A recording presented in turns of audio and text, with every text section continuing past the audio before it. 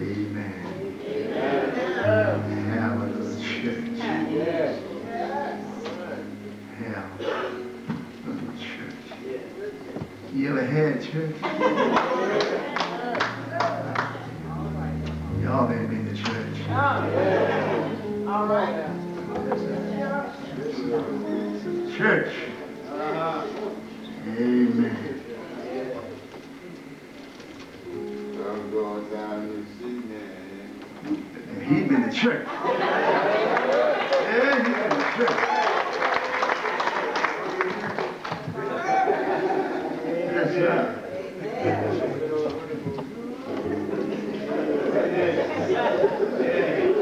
Done got late in the evening.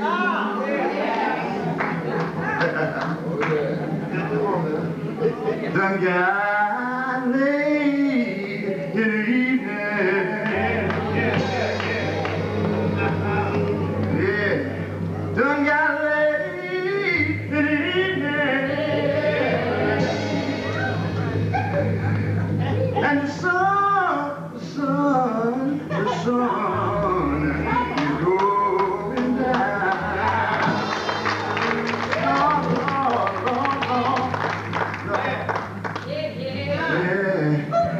God have mercy. Then I used to go to church when I was in Tennessee.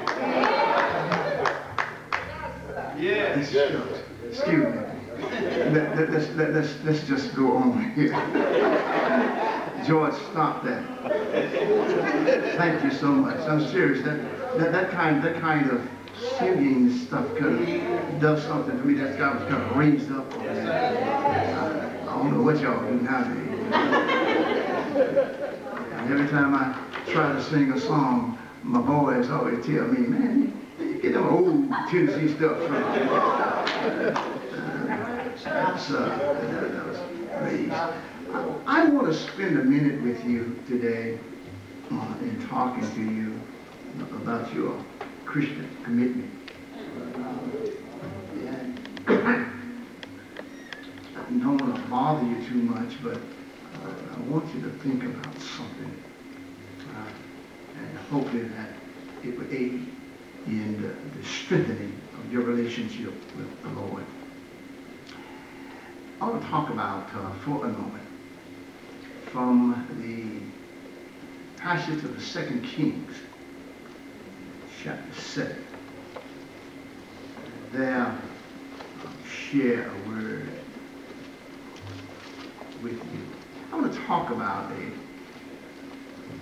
God's gospel for a perishing people. God's gospel for a perishing people. Now, you might have to run with me a little bit to get a grasp of this, because I promise not now to be a Baptist preacher, but maybe a Baptist teacher. Amen. See if we can work with this. I want to call your attention to 2 Kings chapter 1. And chapter 7, verse 1.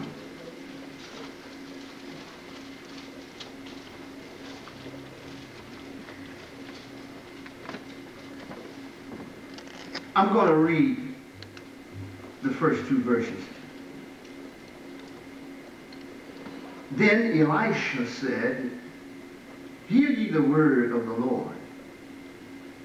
Thus saith the Lord, tomorrow about this time shall a measure of fine flour be sold for a shekel, and 2 measures of barley for a shekel, in the gate of Samaria.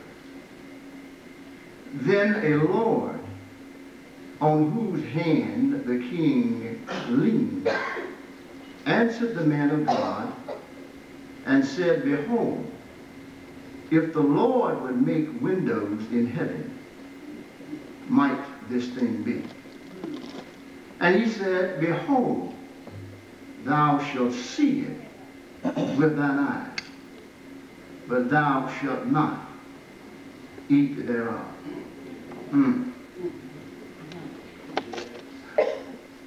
I'm talking about God's gospel for our perishing people. This, we could think about it in a number of ways, but in this sense, talking about the promise of an abundance, God's message for our perishing people. Now, this particular text comes at the time when there was a great famine in the land of Samaria. The famine was so great that an almost fleshy skull of a mule was being sold for 60 pieces of silver. It was so great that there were some people who actually boiled their offsprings. The whole city was overshadowed with a dismal death cloud. Can you imagine?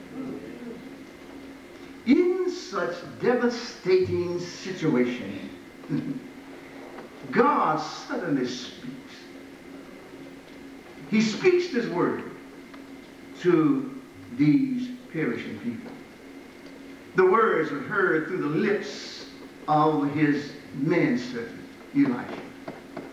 And he speaks the words of the text that I read in your hearing. Tomorrow,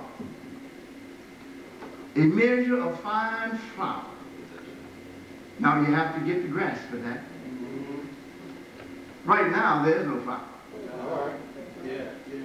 Right now, there's absolutely no way you seem to get a meal for not only the next day, just for this day.